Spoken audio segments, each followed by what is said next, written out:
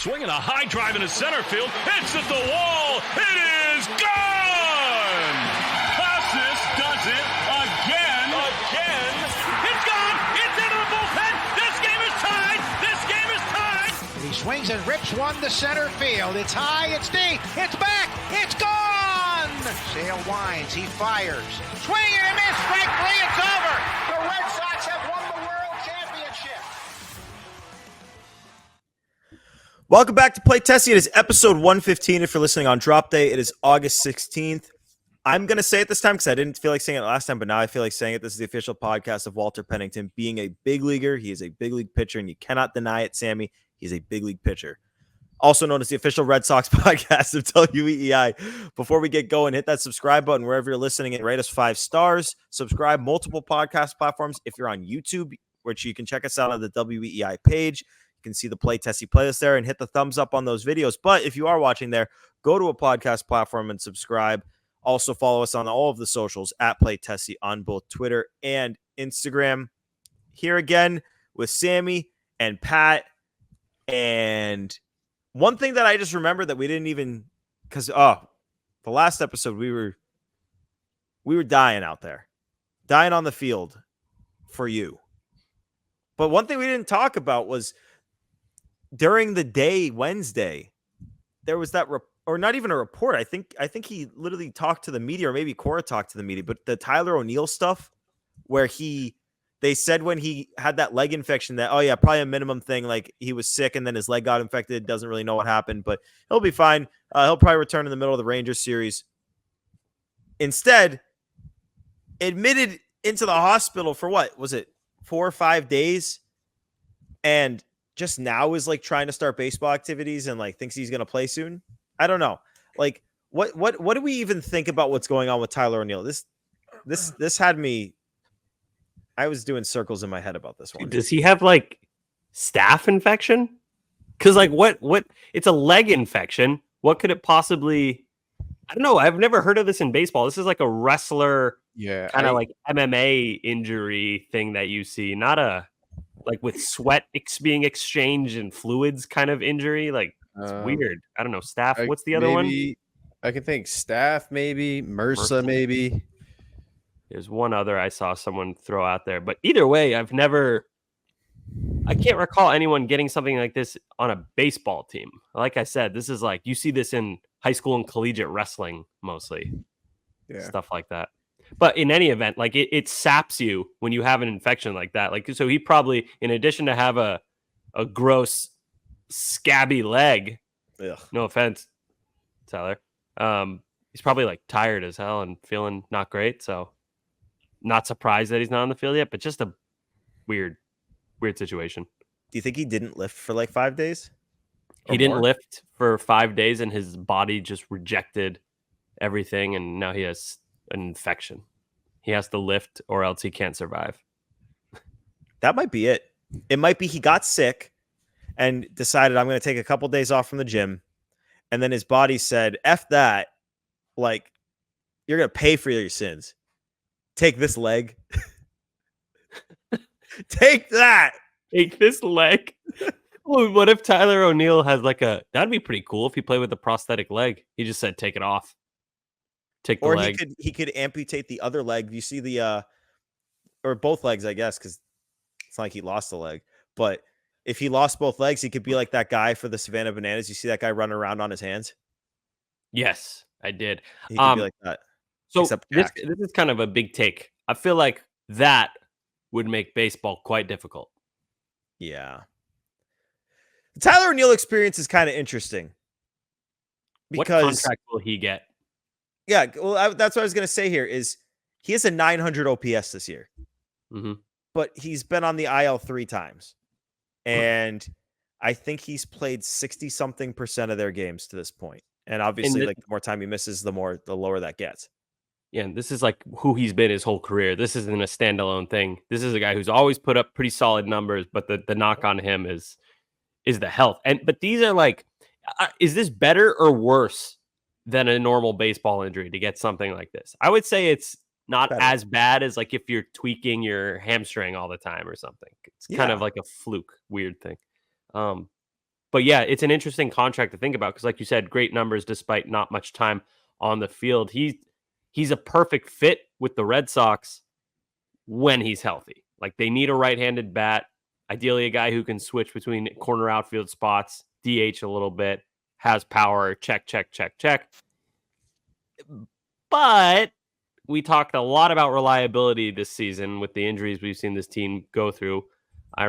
Think back to the first 2 months of the season, they had a ridiculous amount of injuries, probably the most amount of injuries I've ever seen a team take on in like a 2-month span, 2024 Red Sox. So it's hard to, it's one of the weirdest contract situations I can remember in like recent memory. You could go so many different ways with it. Yeah. O'Neill's an interesting one because when he's been on the field, he's been, I would even say, at more than advertised. His stat line is so weird though, because he's hitting like a respectable 268, OPS plus of 143, which is very good, obviously. Yeah. 22 home runs, 45 RBI. That's insane. How do you hold on? He has 22 home runs in 80 games played, which means he's on a 162 game pace of over 44 home runs. Yeah. Yes. But the 45 RBI, like a number like that, you would see from like Mookie, like someone who has pop out of the leadoff spot. Yeah. Tyler O'Neill is consistently hitting between the 2 and 5 hole. Yeah. Like it my brain can't wrap around that. But that's why I don't give a shit about RBIs, because like the dude is producing and he's been great, and it's when he's on the field at least. 80 games, he's 2.3 WAR, so he's on track to be roughly a 5 WAR player, which would put him top 50-ish. Which, I mean, you gave up nothing for him. Like he's been nothing but great for what you expected, what he's done. But yeah, I don't know how to gauge what this offseason looks like for Tyler O'Neill because he hasn't been necessarily healthy. He's been very good. Do you guys see the Cardinals DFA'd Nick Robertson? Yep. Yeah. So like, and the other guy they got was like a literal throw-in. Like the Cardinals essentially got absolutely nothing for Tyler O'Neill. I mean, great sequence by Breslow there. I mean, we've been saying that. But do you want to hear the games played? Because we could get into what we think the offseason will look like. But I'll read you off his games played by year. 2018, 61 games. 2019, 60 games. 2020, 50 games. But that wasn't the 60-game season, so fairly healthy there. 2021, 138 games. 2022, 96 games. 2023, 72 games. And to this point in 2024, he's played 80. I'm going to try to find how many games in we are. Wow. So he's only played 100 games once. 119 games in. So he's missed. So there's 39 games. Oof. Yeah. With how many left? 49 games left? 39? 43. 43. I believe it. I'm not doing the math. I'm a science guy, not a math guy.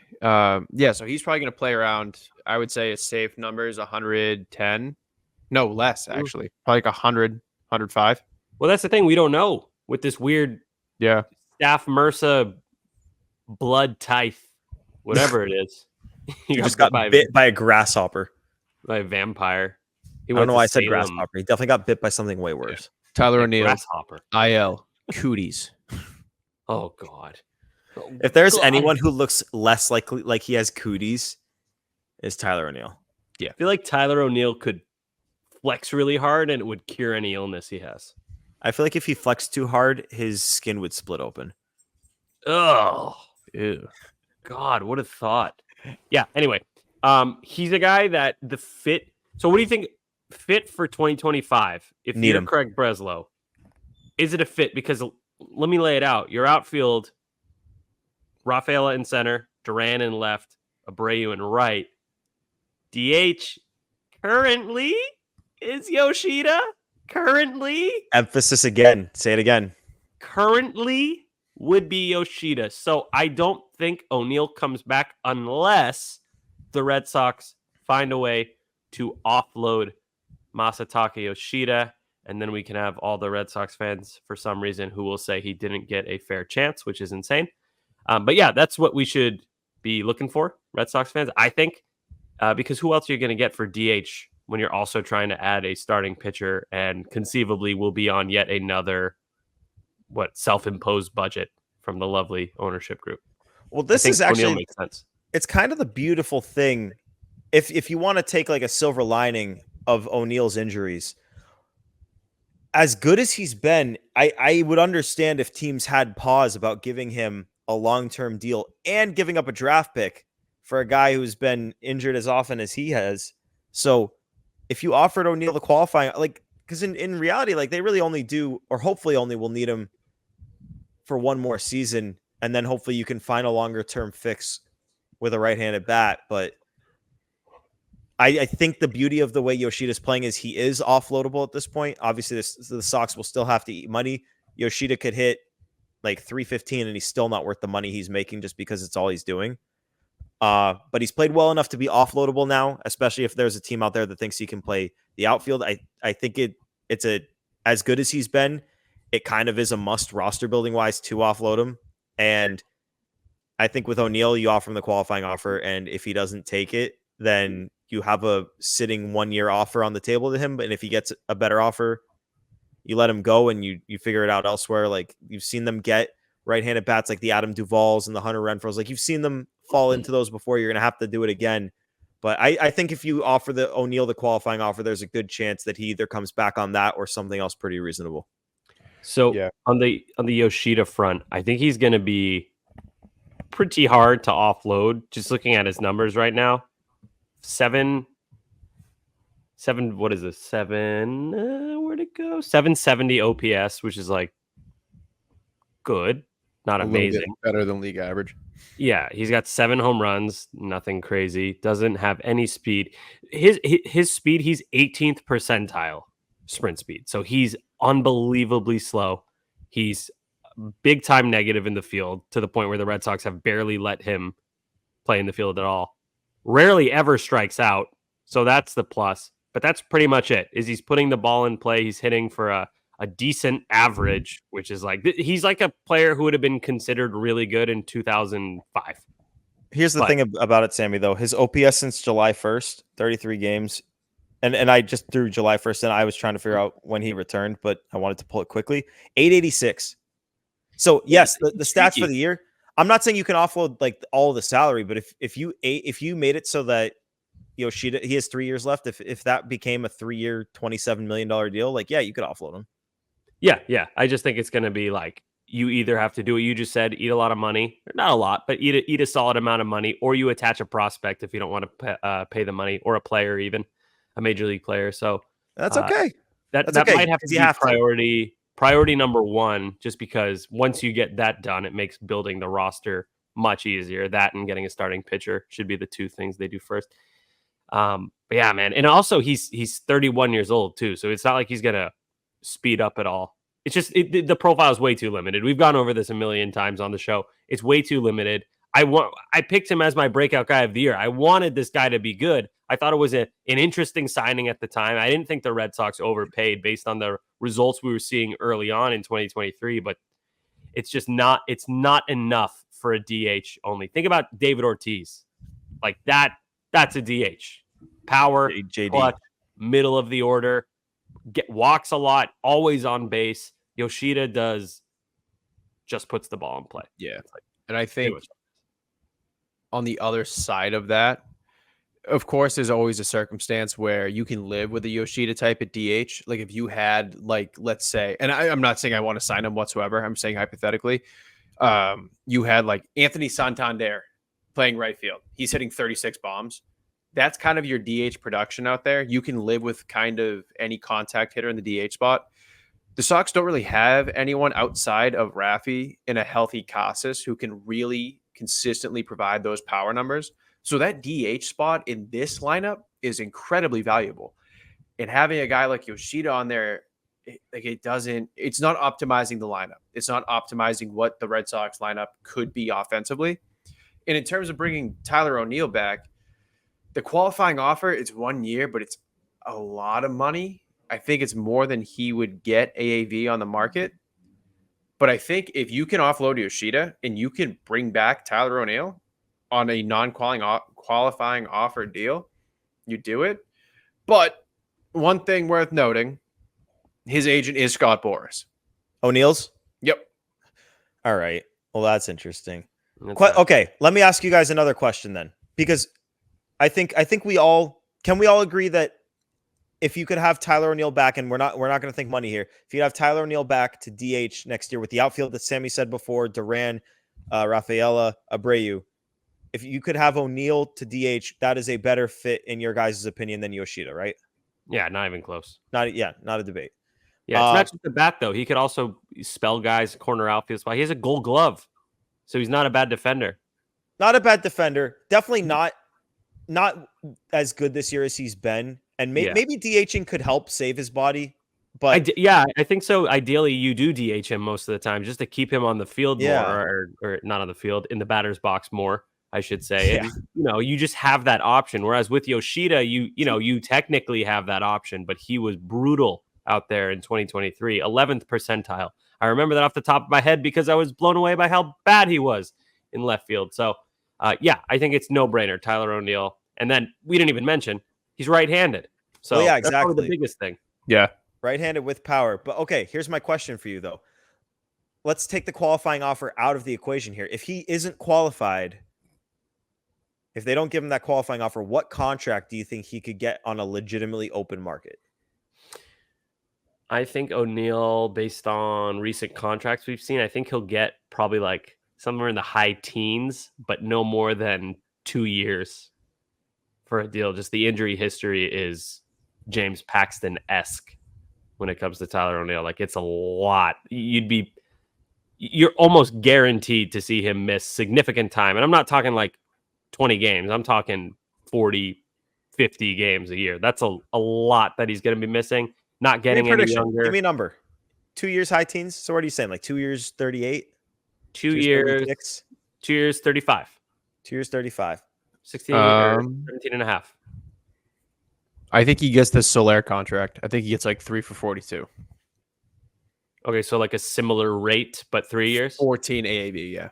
Okay. How old is he? That's going to determine my answer. I think it's more likely he's going to be 30. Yep.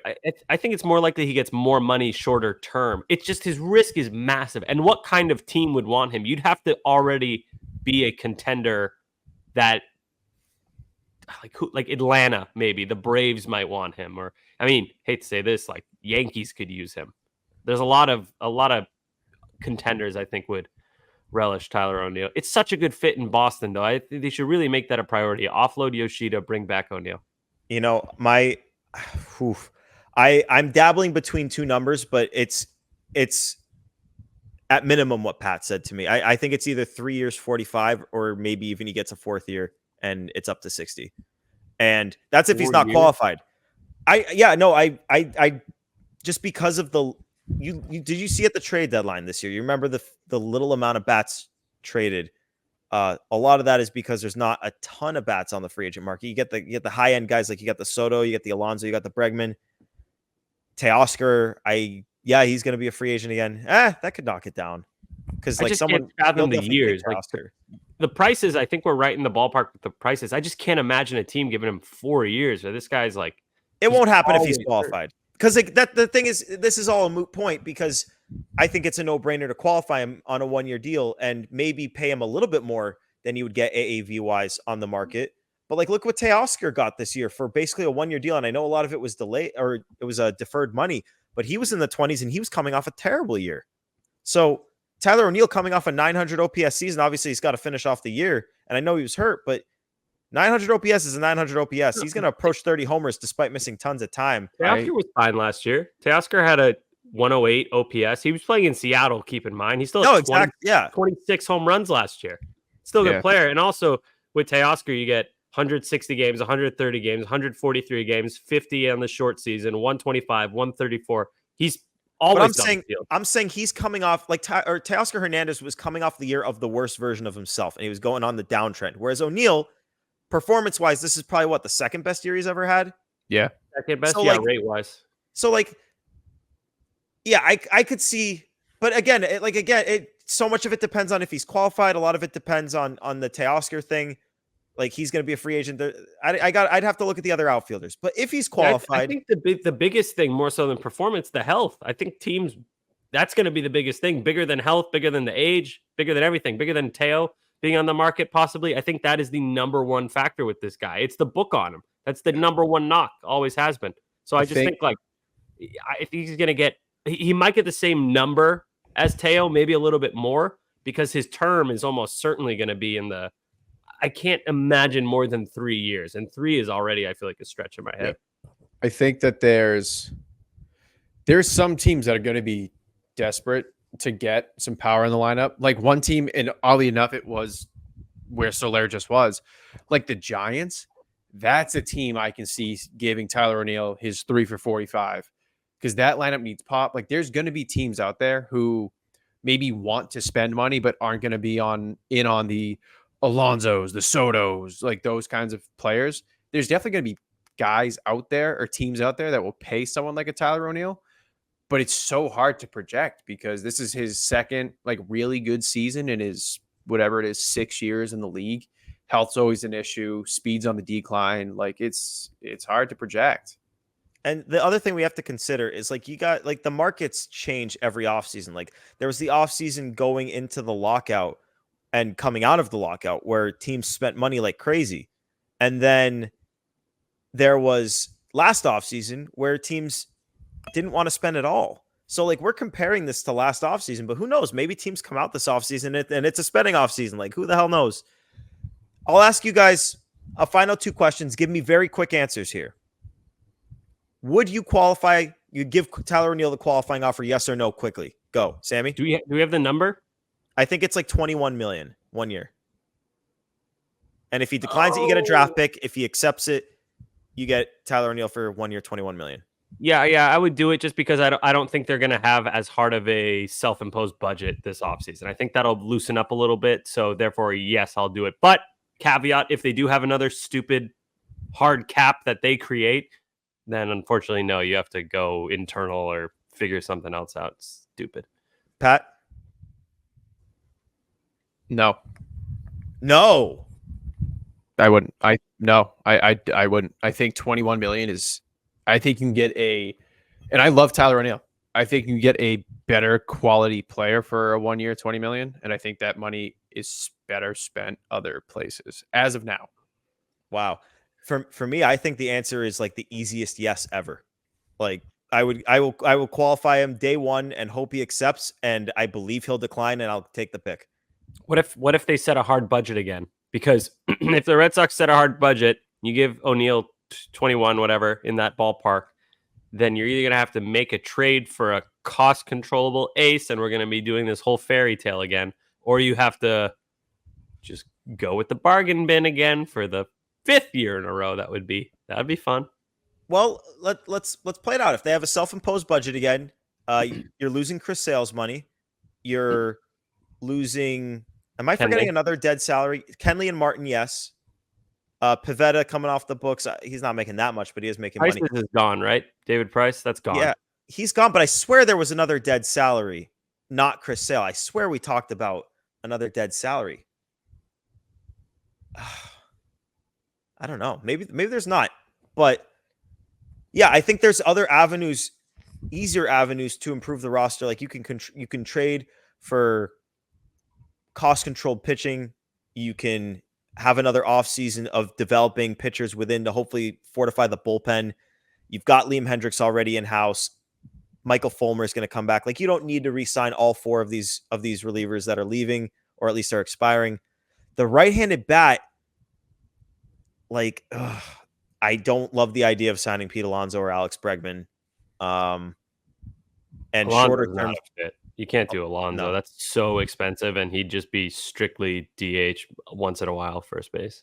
you could sign Teo, but the reason I love the O'Neill idea so much is he could DH, and I hope that saves his body. I'm not going to say I think it will because I'm not really sure about that. But I like the idea of doing 1 year because the right-handed bat of my dreams is a free agent the next year. So you get Tyler O'Neill for 1 year. Then comes Vlad Jr. walking through that door, takes that DH spot. Nah. 1 year. Bro, do not give me that. Vlad, that's so much. This could cost so. Dude, the Red He's Sox worth it. Red Sox churn out hitters like crazy. Spend that money Not on right-handers. pitching. Christian Campbell, They did should Barry spend on Bonds. They're calling him Barry Bonds, Gordo. They are calling him Barry Bonds. But yeah, I would definitely QO Tyler O'Neill. And honestly, I think there is a greater likelihood than not that he declines it. And that's totally fine with me too. He can have a pick. I think there's like, even if you don't want Tyler O'Neill for 21 million, I think the chance that he declines it is so worth the risk that, like, okay, if he accepts it, like, okay, fine, you're paying Tyler O'Neill 5 million more than you would have wanted to, but it was worth the risk to get the pick. Yeah.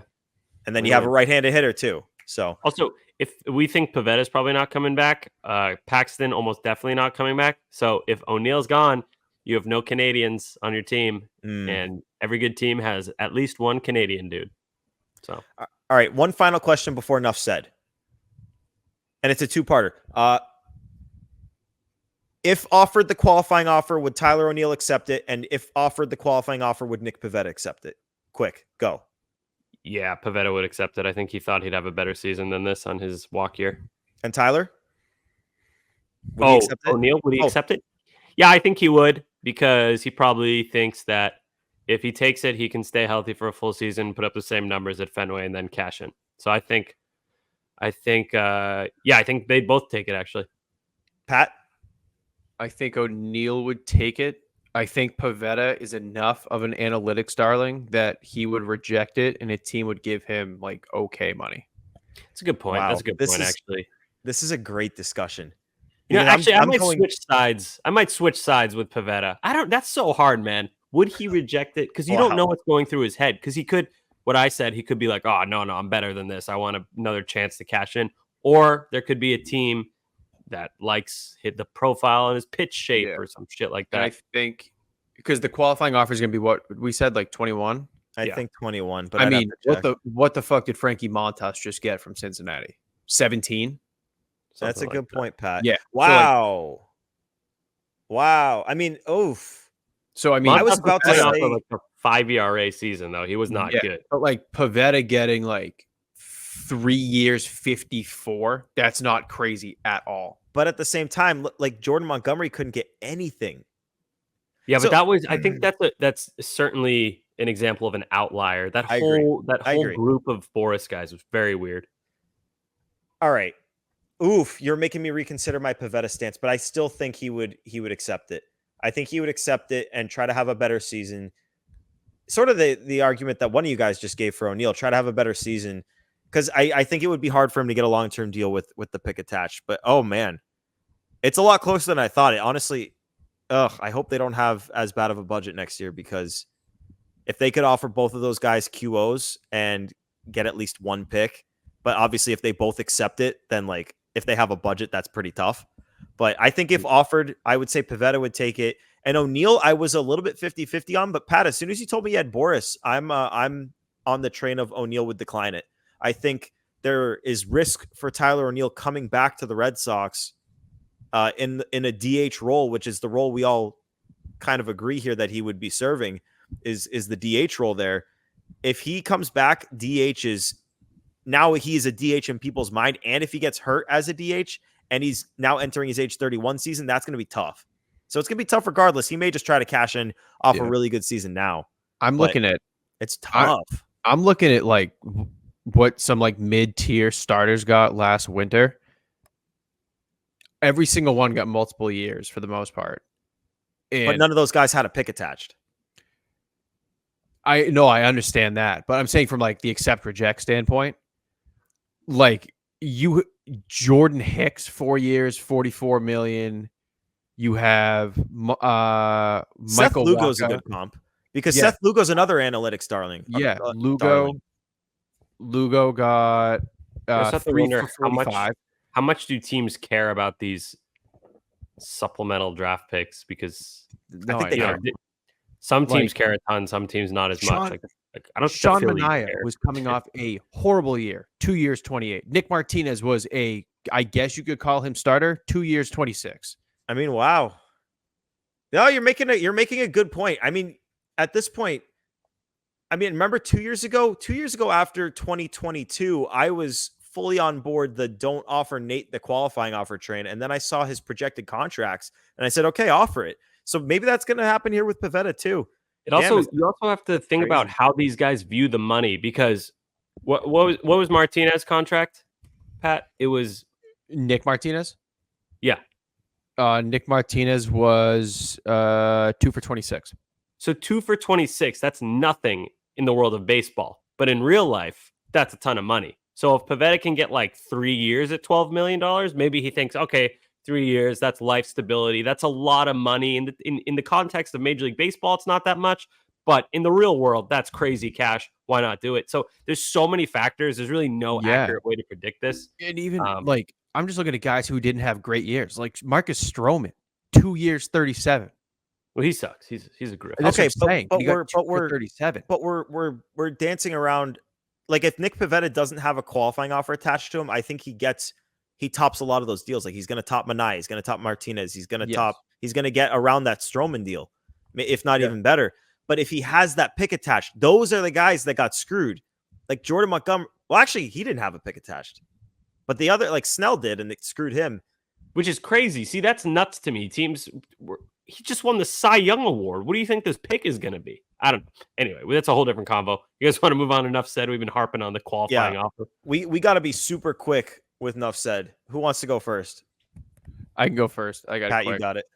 So I came across this very interesting tweet earlier.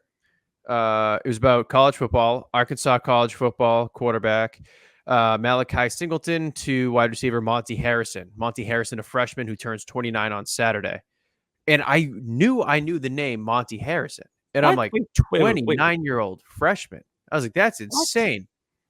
It's because he played baseball for 10 years. He was one of the key pieces in the Christian Yelich to the Brewers trade. What?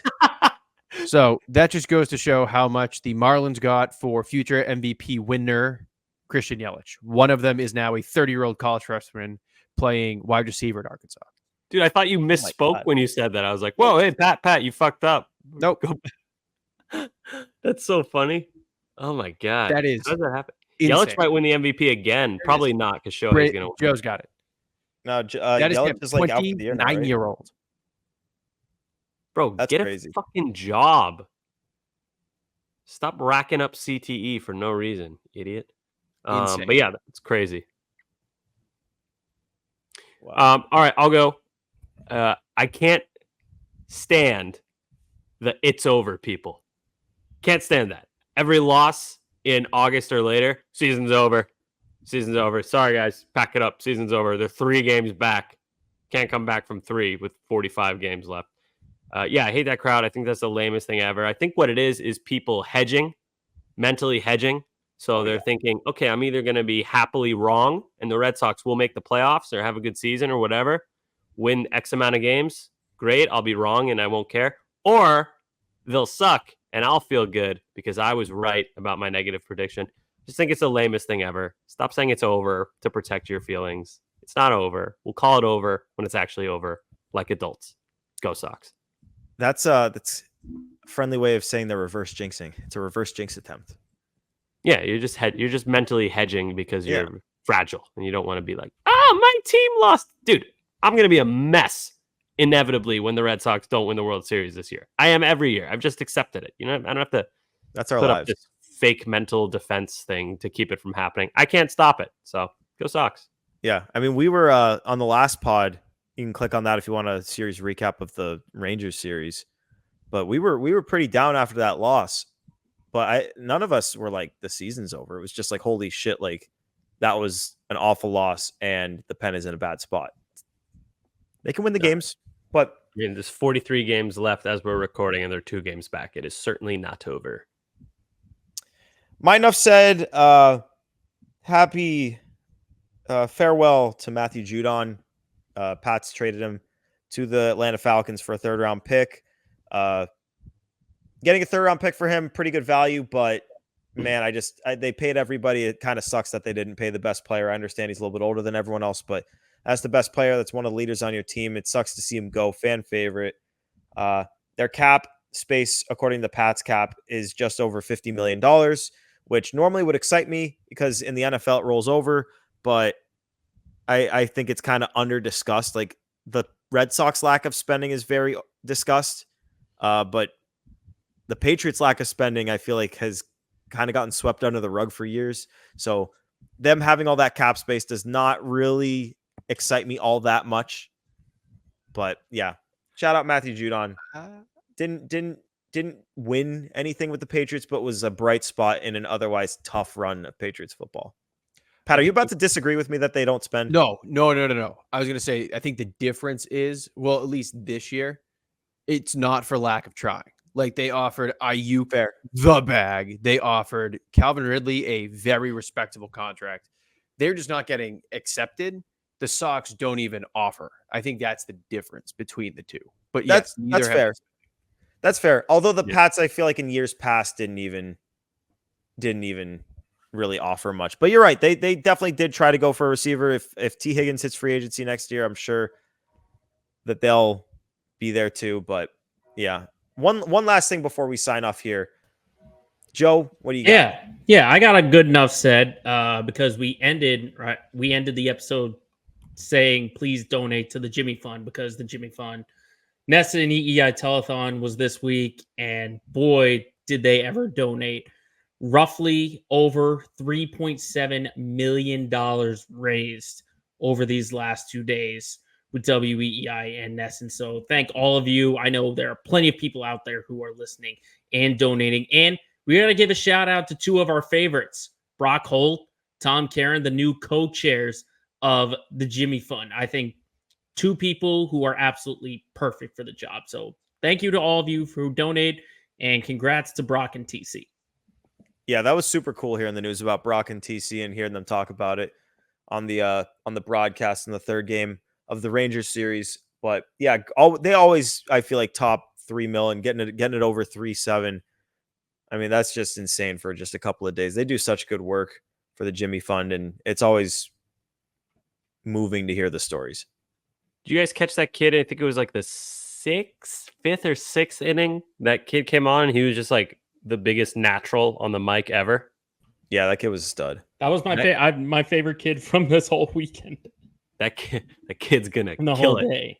He's gonna kill it when he's in high school. He's like, he's already really good at talking. He's so savvy. He said he even said himself, like, people have told me my ego is pretty big.